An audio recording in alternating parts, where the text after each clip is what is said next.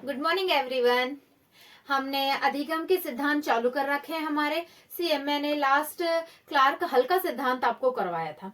आज हम जो सिद्धांत करेंगे, आज हम सिद्धांत करेंगे बीएफ स्किनर का सिद्धांत, बीएफ स्किनर का क्रिया प्रसूत अनुबंधन का सिद्धांत करेंगे।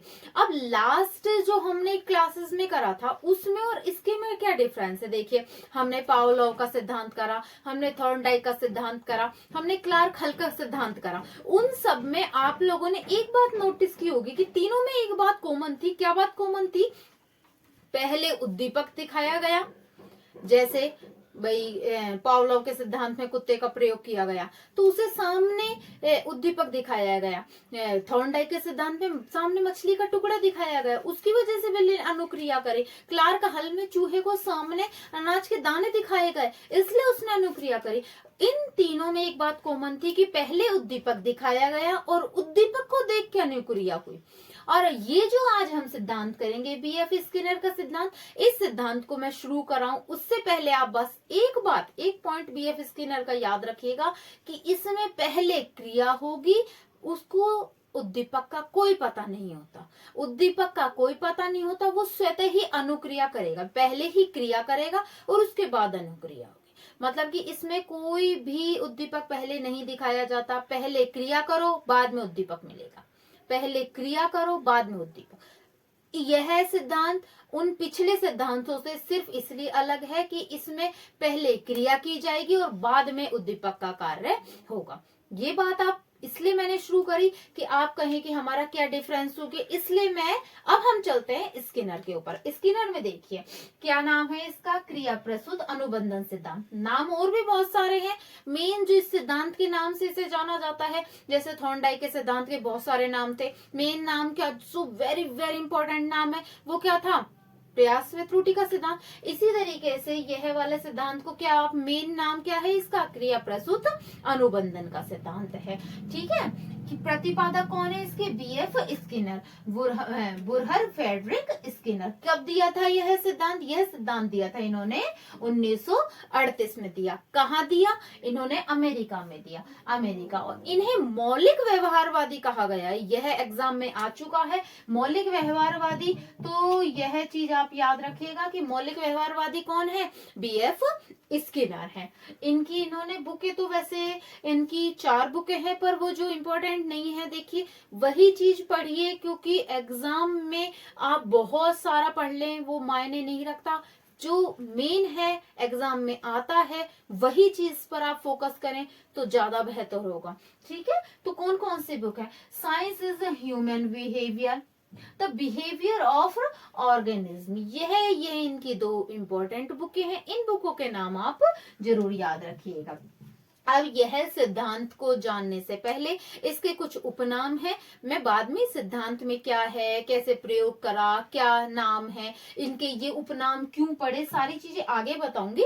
पहले एक बार आप इसके उपनामों को देखिए। क्या है इसके उपनाम, सक्रिय अनुबंधन सिद्धांत। सक्रिय अनुबंधन, इसमें सक्रिय होना पड़ेगा, मैंने आपको स्टार्टिंग में बताया। सक्रिय अनुबंधन का सिद्धांत, कार्यात्मक प्रतिबद्धता का सिद्धांत, पहले कार्य करेगा फिर ही उद्दीपक मिलेगा इसको। नैमित्तिक अनुबंधन का सिद्धांत, क्रिया किसी निमित्त से होगी।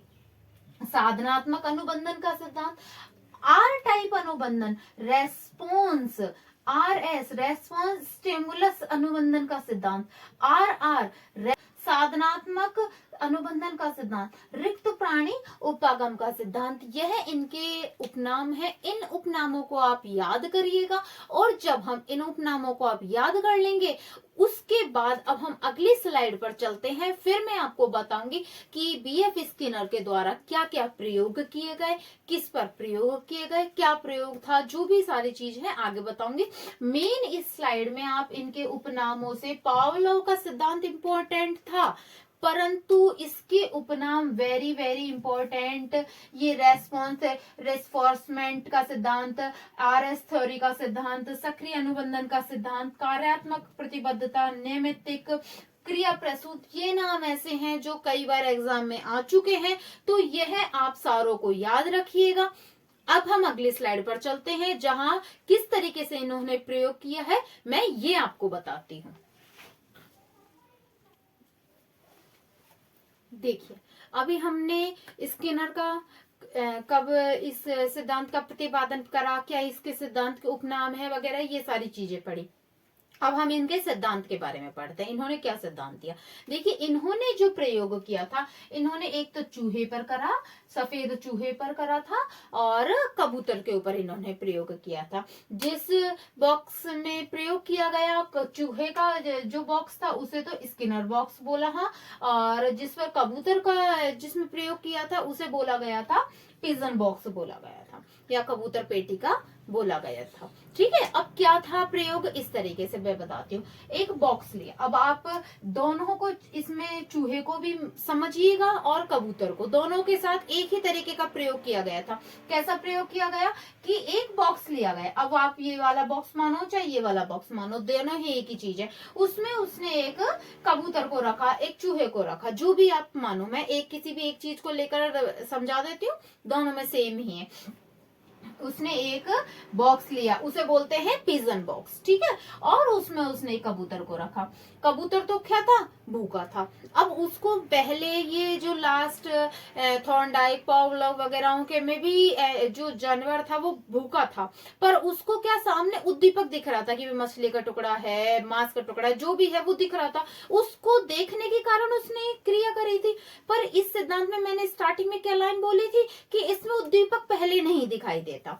इसमें वह सिद्धांत जिसमें उद्दीपक पहले दिखाई नहीं देता, जिसमें पहले क्रिया की जाती है, वह सिद्धांत कौन सा है? वह यही सिद्धांत है स्किनर का क्रिया प्रसूत सिद्धांत। अब यह पहले क्रिया करेगा, तो पहले ये उस यहाँ पर उछल कूद करेगा, यहाँ पर यह करेगा, तब इसका एक बार गलती से पैर किस पर पड़ गया? लीवर पर पड़ गया। अब इसने पहले क्या करी? क्रिया करी, और जैसे ही इसने क्रिया करी इसका पैर लीवर पर पड़ा, और लीवर पर पड़ते के साथ ही यह बल्ब जुड़ेगा, लाइट जुड़ेगी, और यहाँ पर खटखट की आवाज आएगी, और खटखट की आवाज आने पर यहाँ पर अनाज के दाने आ जाएंगे। अब खटखट की आवाज आएगी तो ये जाकर यहाँ देखेगा, यहाँ जाकर देखेगा, यहाँ इसको अनाज के दाने मिल जाएंगे, यहाँ इसको क्या मिल जाएगा?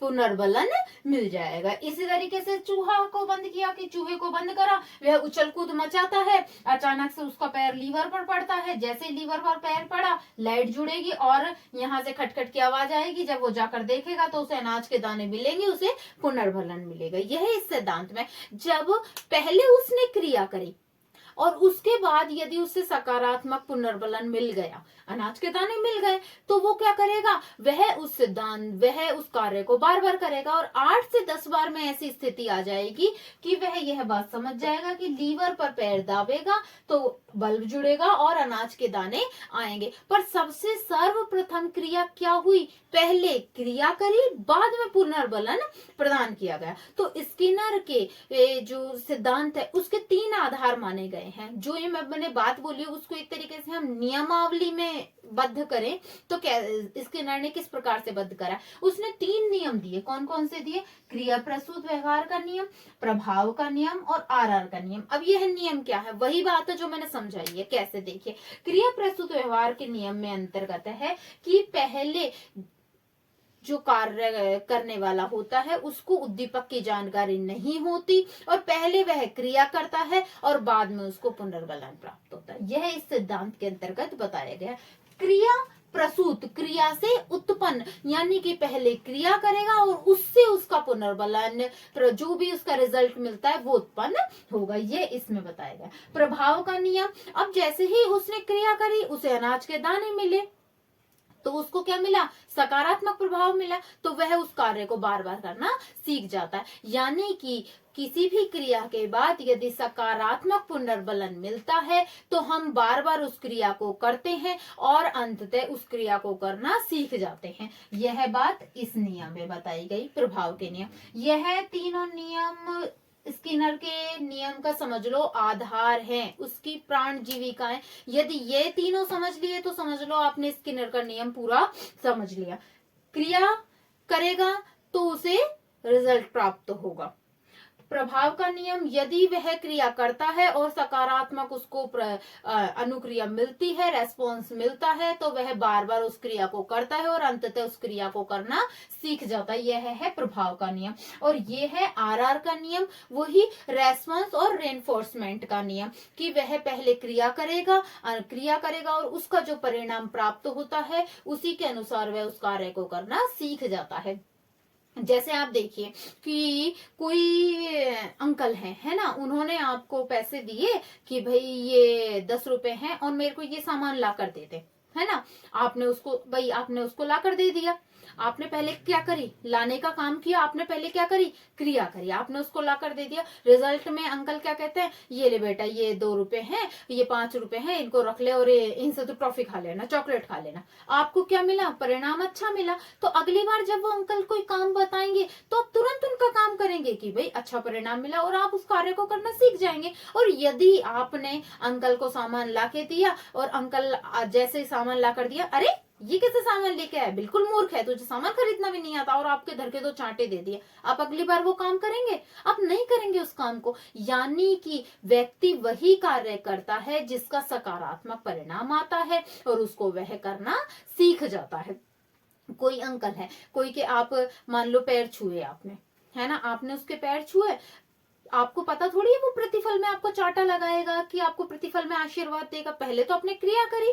तो ये सिद्धांत क्या कहता है, पहले क्रिया करी, फिर बाद में उसका प्रभाव। और आपने उसके पैर छुए और उसने आपको दिया आशीर्वाद, अरे बेटा बहुत खुश रहे, तेरी सरकारी नौकरी लग जाए, ये वो, आपको बहुत सकारात्मक पुनर्मिलन मिला। आपने क्रिया करी, आपको क्या मिला, सकारात्मक पुनर्बलन मिला। फिर जब जब वो मिलेंगे, वो बुजुर्ग व्यक्ति मिलेंगे, तो आप उनके पैर छुएंगे, क्योंकि आपको क्या मिला, उससे सकारात्मक पुनर्बलन मिला। जैसे जब क्रिया करा और उसका सकारात्मक पुनर्बलन मिलता है तो हम उस क्रिया को धीरे धीरे करना सीख जाते हैं। वहीं आपने पैर छुए और वो आपसे कहे हाँ ठीक है ठीक है ठीक है, और ऐसे करके और मुंह सा बना कर चले गए, अगले बार आप पैर छुएंगे, नहीं छुएंगे ना। तो व्यक्ति जब क्रिया करता है तब उसको सकारात्मक यदि पुनर्बलन मिलता है तो वह उस कार्य को करना सीख जाता है, बार बार उसी कार्य को करता है। जैसे चूहे को क्या मिला, कबूतर को क्या मिला, सकारात्मक पुनर्मिलन बलन मिला, उनको अनाज के दाने मिले, फिर वो लीवर को दबाना सीख गए। तो यही बात इस नियम का आधार है कि क्रिया प्रसूत, यानी कि पहले व्यक्ति को उद्दीपक के बारे में जानकारी नहीं होती, पहले क्रिया करता है, बाद में उसको उद्दीपक प्राप्त होता है। दूसरा, सकारात्मक पुनर्बलन मिलता है तो वो उस कार्य की गति बढ़ जाती है। इसके बारे में एक स्टेटमेंट और है स्किनर का जो वेरी इंपॉर्टेंट है, आप एक बार इसका थोड़ा स्क्रीनशॉट लीजिए, फिर मैं आपको वो और बताती हूँ। वो स्टेटमेंट आप जरूर से जरूर याद करिएगा, कई बार एग्जाम में आ चुका है, आप इसका स्क्रीनशॉट लीजिए।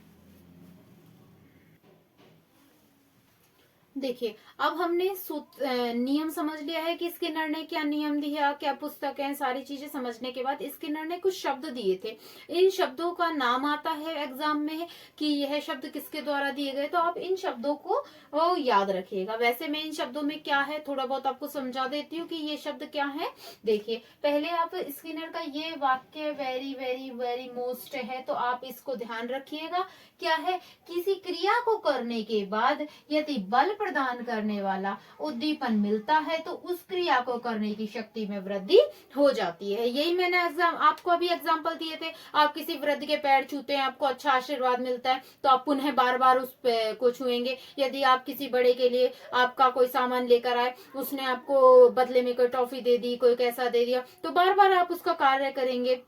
चूहे को यदि अनाज के दाने मिले तो बार बार वह लीवर को दाबकर अनाज के दाने लेगा। यानी कि यदि किसी क्रिया कार्य को करने के बाद हमारे को सकारात्मक प्रभाव मिलता है, सकारात्मक पुनर्बलन मिलता है, तो हम उस कार्य को करना सीख जाते हैं। यही इस नियम का मेन आधार है। तो अब ये आपने एक तरीके से नियम समझ लिया। अब आप स्किनर के कुछ शब्द हैं उनको समझिए। कौन सा नियम है, श्रृंखलाबद्ध शब्द, विलोपन शब्द, स्वतः पुनर्लाभ, वंचन, मैजिक प्रशिक्षण, संचय रिकॉर्डिंग, अभिक्रमित सीखना, रूपांतरण, आकृतिकरण, पुनर्बलन और प्रभाव का नियम। और आप याद रखिएगा, जहां कहीं भी प्रभाव का नियम आ जाए तो यह आपको हमेशा स्किनर को ही सेलेक्ट करना है, क्योंकि फर्स्ट ग्रेड में आया हुआ है। प्रभाव का नियम किसके द्वारा दिया गया है, तो यह है स्किनर आएगा उसमें। अब देखिए मैं आपको थोड़ा बताती हूँ किसके अंतर्गत क्या है। श्रृंखला शब्द का अर्थ क्या है, एक क्रिया दूसरी क्रिया से संबंध होती है। चूहे का पैर लीवर पर पड़ा, लीवर पर पड़ते के साथ लाइट जुड़ी, लाइट जुड़ते ही खटखट की आवाज आई, खटखट की आवाज होते ही अनाज के, एक क्रिया दूसरी क्रिया से संबंध हुई, तो श्रृंखलाबद्ध संबंध। विलोपन क्या होता है, अब बार बार विलोपन शब्द पावलोव में भी आया है, तो कहीं आप कहेंगे उसमें भी आया, इसमें भी आया, तो इन्होंने के द्वारा भी प्रयोग किया गया है इस शब्द का। विलोपन का अर्थ है यदि किसी कार्य को हम बार बार करते हैं, तो जैसे चूहे ने लीवर दबाया, उसे एक बार अनाज का दाना मिला, फिर उसने दोबारा दबाया, फिर दोबारा मिला, अब उसको लगे कि हाँ भाई अनाज का दाना, और फिर ऐसा हो कि बार बार वो लीवर दबाए, गया खटखट की आवाज हुई पर अनाज के दाने नहीं आए, फिर लीवर दबाया, फिर खटखट की आवाज हुई, देखा तो दाने नहीं आए। अगर बार बार ऐसे ही उसको पुनर्बलन नहीं मिलेगा तो आखिर में वो उस क्रिया को करना बंद कर देगा, यही विलोपन होता है। स्वतः पुनर्लाभ कि उसने मान लो क्रिया को करना बंद कर दिया, और कोई महीनों बाद यदि फिर से आप वही क्रिया को कराते हैं, उसको फिर से उसी बॉक्स में डालते हैं, तो वह वही क्रिया को दोबारा करेगा।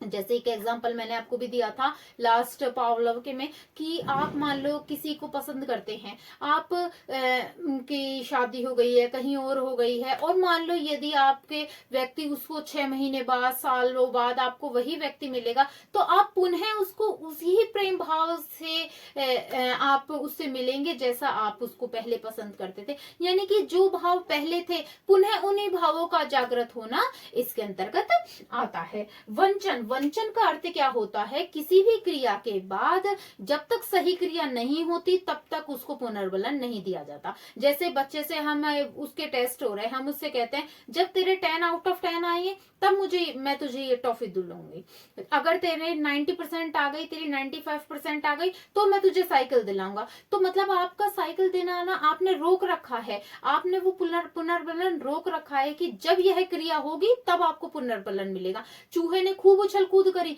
पर जब उसका लीवर पर पैर डला तभी उसको अनाज के दाने आए। यानी कि पुनर्बलन तभी मिलेगा जब सही क्रिया होगी। मैजिक प्रशिक्षण कि चूहे को, कबूतर को उस स्थान पर जाने के लिए प्रेरित सिखाना कि भाई यहाँ पर लीवर पर पैर दबा, खटखट की आवाज के पास जाना सिखाया जाता है, तो वो इसके अंतर्गत वो प्रशिक्षण आता है। संचय रिकॉर्ड, उनका रिकॉर्ड है उसने कितनी देर में लीवर पर पैर डाला और उसने कितनी प्रकृति क्रिया करी, ये इसके अंतर्गत उसका रिकॉर्ड रखा जाता है कि कितनी क्रियाओं में वह सीखा।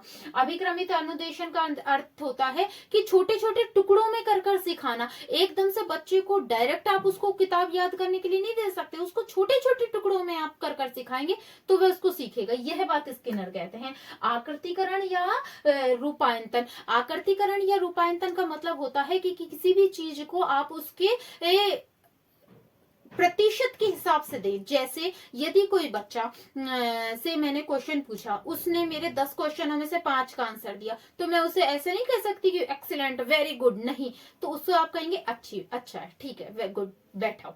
किसी ने 8 का दिया, गुड, ठीक है, किसी ने 10 का दिया, वेरी गुड, एक्सीलेंट। तो पुनर्बलन या शाबाशी भी उसके स्तर के हिसाब से दी जाए कि उसने जितना स्तर का काम किया है। मान लो कोई बच्चा लेकर आया है 100 में से 60% और आप उसको साइकिल दिलाकर लेकर आ रहे, नहीं, उसको उसके हिसाब का पुनर्बलन दो। और कोई लेकर आया 95, उसको भी आप साइकिल दिला रहे, तो दोनों बच्चों में समान कैसे हुआ? यानी कि उनके स्तर के हिसाब से जिसने जैसे क्रिया करी उसी हिसाब से उसे पुनर्बलन देना या आकृतिकरण करना होता है।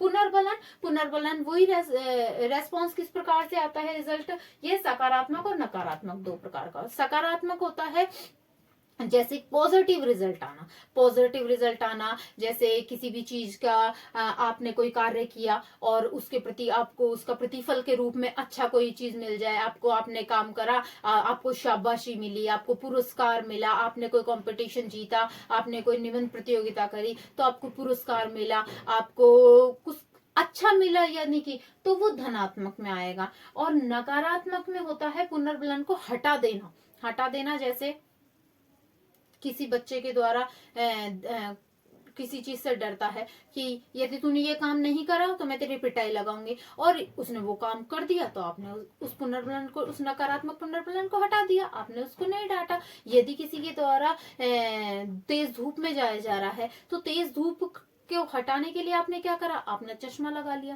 तेज बारिश आ रही है, आपने उसको हटाने के लिए छाती का प्रयोग कर लिया। तो इसमें हटाने का काम होता है और इस वाले में मिलता है। ये ऐसा नहीं है, आप बस ये ध्यान रखना पुनर्बलन स्किनर के द्वारा प्रयोग किया गया है। यह सारे शब्दों को आप जरूर याद रखिएगा, ये एग्जाम में आते हैं। अब मैं आपको बस स्किनर के शिक्षा में प्रयोग क्या है, शैक्षिक महत्व क्या है वो करवाती हूँ, फिर हमारी आज की क्लास पूर्ण होती है। देखिए, वैसे तो स्किनर का जो नियम है उसका बहुत शैक्षिक महत्व है। जहां पर पुनर्बलन दिया जाएगा बालक को, आप कोई भी कार्य करा सकते हैं बच्चे से।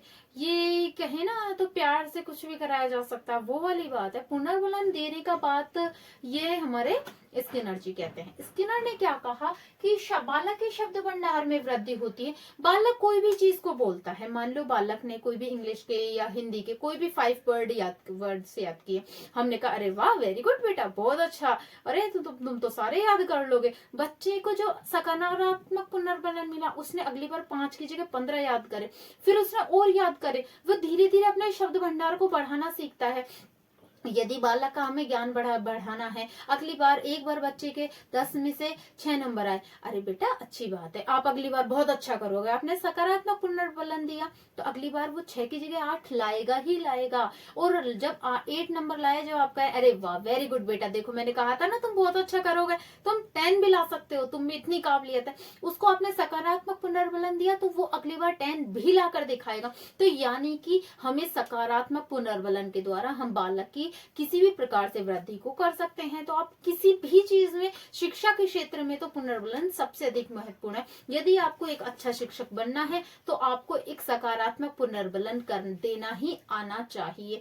इस तरीके के कई एग्जाम्पल एग्जामिनर बना सकता है। तो आप अपने माइंड में ये चीज सेट कर लीजिए कि हमें सकारात्मक पुनर्बलन ही बालक को देना है। दंड वगैरह तो वैसे ही बंद है और दंड से कभी कोई शिक्षा में वृद्धि नहीं होती। देखिए, शब्द भंडार में वृद्धि तो आप कोई भी चीज में वृद्धि कर सकते हैं। बच्चा के शैक्षिक परिणाम में, बालक के क्रीड़ा क्षेत्र में, बालक को गायन सिखाना है, बालक को कोई बोलना सिखाना है, भाषण सिखाना है, बालक के लेख सुधारना है, पुनर्बलन देते जाइए, बालक खुद पे खुद सुधार करेगा। आप किसी भी चीज में प्रयोग कर सकते हैं।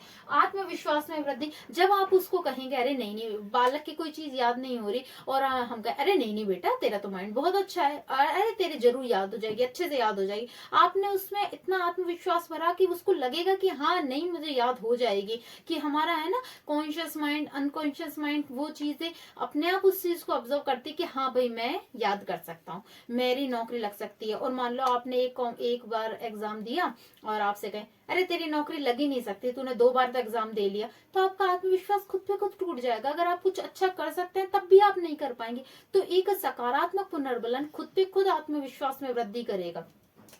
अभिक्रमित अनुदेशन यह स्किनर की ही देन है, आप इसको जरूर ध्यान रखिएगा। यह सरल से कठिन की ओर ले जाने का काम करता है कि डायरेक्ट एकदम से सब कुछ मत करो, छोटे छोटे टुकड़ों में करो, फिर छोटे छोटे फ्रेमों में करने की बात कही गई थी स्किनर के द्वारा कि आप छोटे छोटे शब्दों को प्रश्नों को दीजिए और उनके आधार पर धीरे धीरे आप उस चीज में वृद्धि करते चले जाएंगे। अब आप मेन चीजें आप इसमें क्या याद रखेंगे, आपको यह याद रखना क्रिया प्रस्तुत का सिद्धांत, प्रभाव का नियम किसके द्वारा दिया गया, RS थ्योरी किसके द्वारा दी गई, नैमित्तिक सिद्धांत किसके द्वारा दिया गया, रिक्त प्राणी उपागम किसके द्वारा दी गई। यही इसके उपनामों को आप जरूर से जरूर याद रखिएगा और एक पुनर्बलन को याद रखिएगा। आप स्किनर में समझ लिया, अगर आपने ये सारी चीजें याद कर ली तो स्किनर का पूरा टॉपिक आपका क्लियर है। Thank you.